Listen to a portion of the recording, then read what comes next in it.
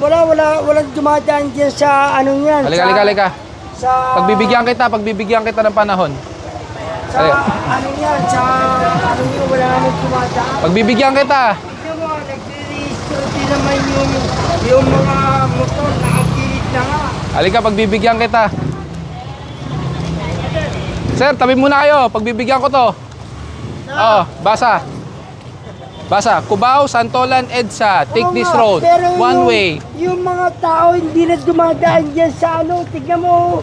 Ibahin nyo yung ano dyan. Mukhang nakarami ka kagabi. Relax ka lang. Eh, Alam mo bang bawal na sa public place ang isang tao pong nakainom? hindi.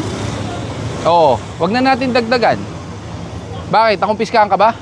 Hindi. Nananahimik naman sa gilid yung mga motor. Taga rito ka ba?